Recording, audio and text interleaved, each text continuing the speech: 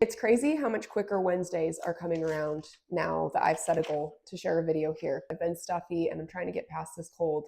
I'm actually feeling a lot better, but thinking about how February 1st on Sunday starts my marathon training block. And I was thinking back to the last time I had a true dedicated, 16 to 18 week marathon training plan that I followed. And it's been since 2023. So it's been a while. And I'm excited. I'm nervous. I do thrive on a checklist. I thrive on a schedule and a plan. I thrive on a goal, especially when that goal has a finish line and like an end date. This winter has actually been pretty great because usually I quit running. Usually around February or March, I start training for whatever races I have in late spring, summer, fall. But thankfully, I stuck with my goal of simply not stopping this winter. I've just been working on a little 5K training plan. I don't have a 5K race that I'm necessarily signed up for to do.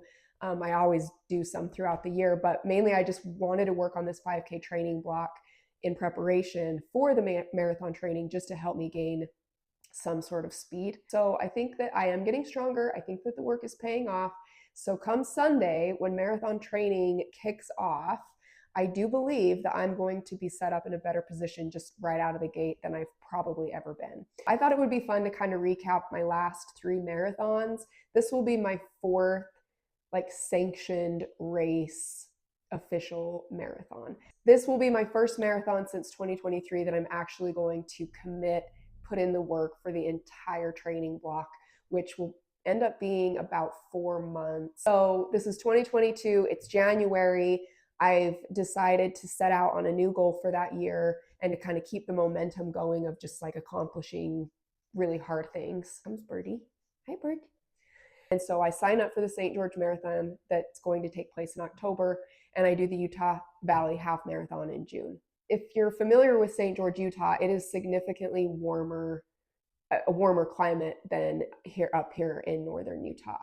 And so most of my training had taken place in the early morning hours here in 5, 6, 7 o'clock in the morning. It's cool, it's brisk, it's nice. And of course, training through summer still got hot, but I'm done with my training by 8, 9 a.m.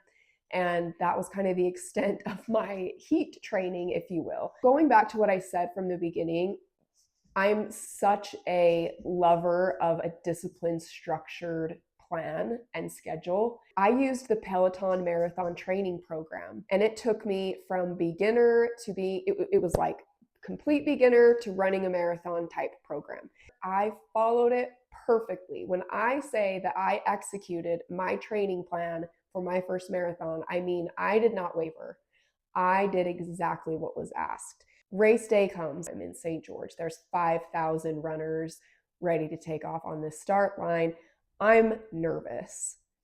But again, I've executed my training. I have my plan. I know exactly what's going to happen. I mean, my playlist that I curated for mile to mile, knowing about the Veo Hill at mile 6 and like what music I would need for that. And then what music I would need once I hit the half marathon. And then the music that I would need once I hit the infamous wall that everyone talks about around mile 20, and what I would need for that last mile to cross the finish line at 26.2. I was prepped and ready. Looking back, I remember my first half of that race, the first 13 miles, I felt pretty freaking good. I remember I had good spirits. I was happy. I was good to go. I felt motivated. And then I, again, got through mile 15, mile 16, still felt good. But at that point, I realized I hadn't seen any other gels at any aid stations. I had taken one at mile 6. I didn't pack any myself. I had nothing on me. And so at that point, I was like, shoot, I should have probably had a couple gels at this point.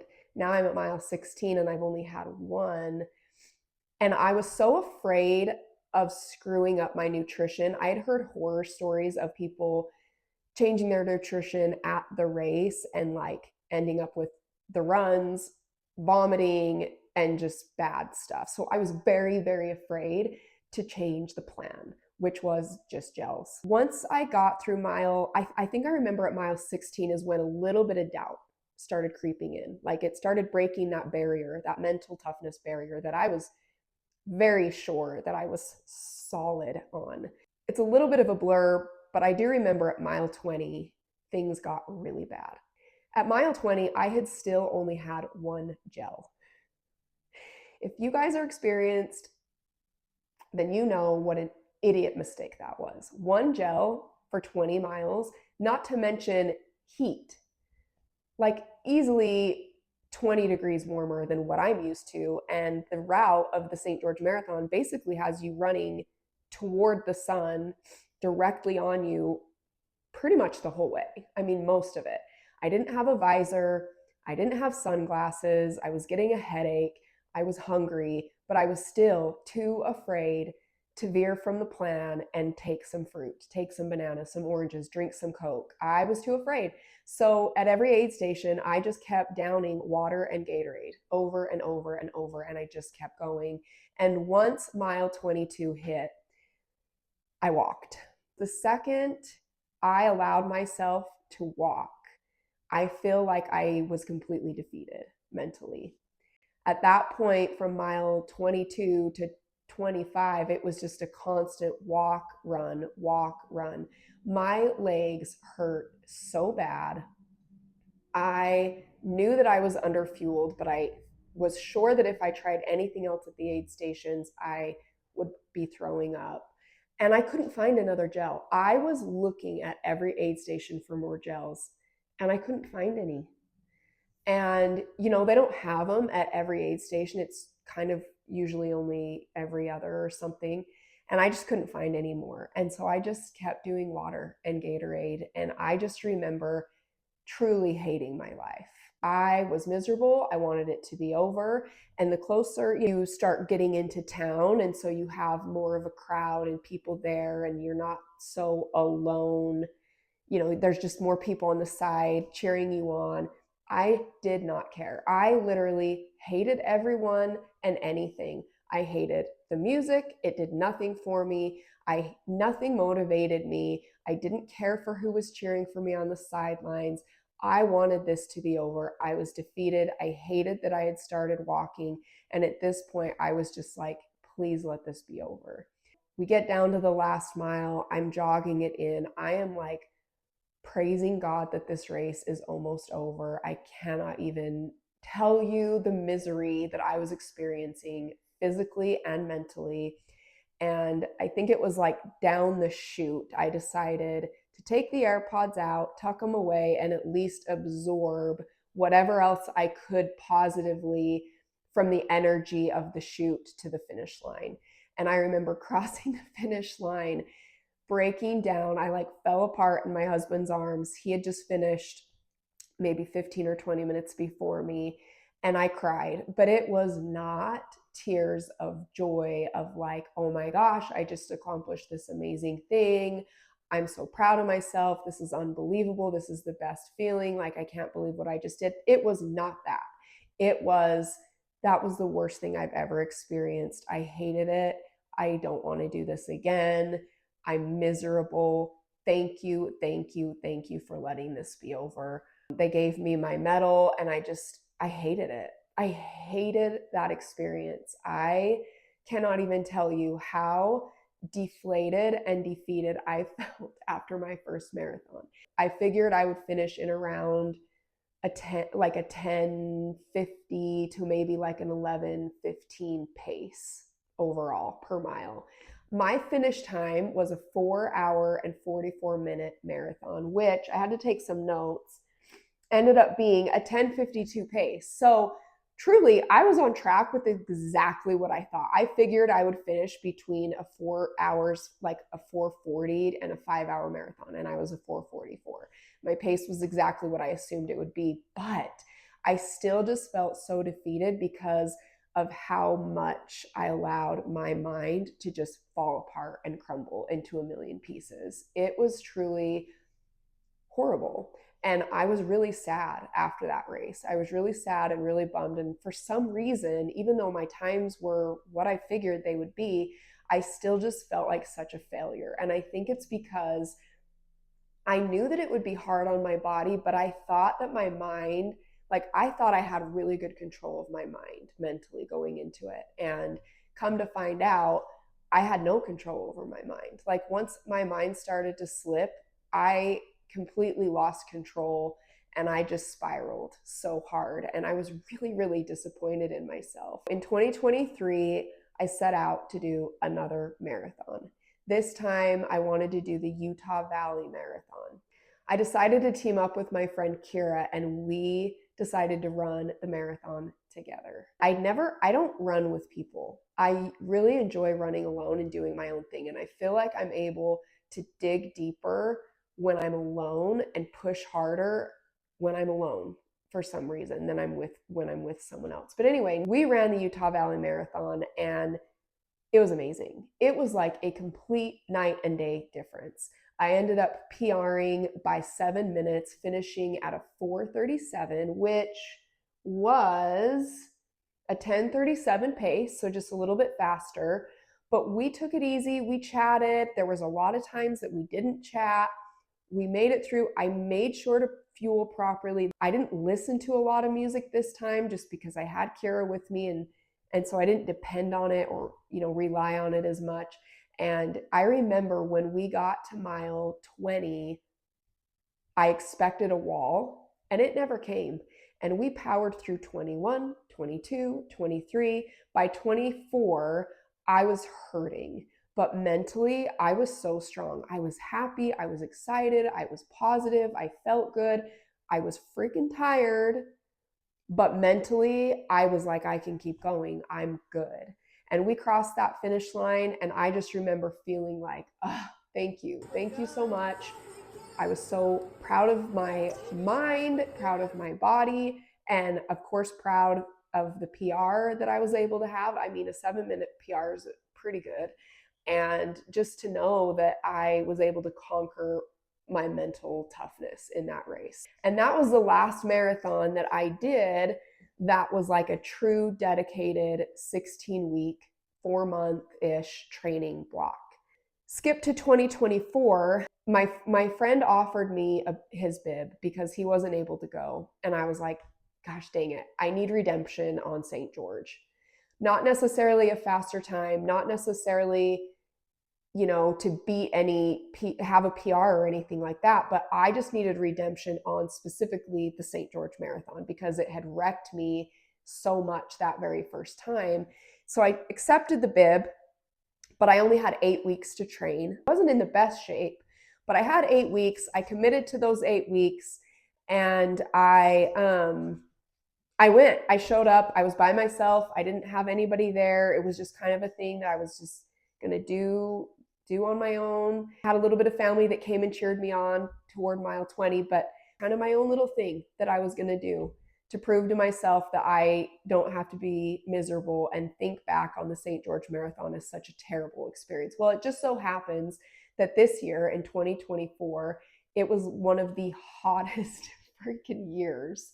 And go figure, right? But luckily at this point, I'd had a couple years under my belt of more training, and I had some friends who gave me a lot of advice and tips on heat and what to do. So this time I came with a visor.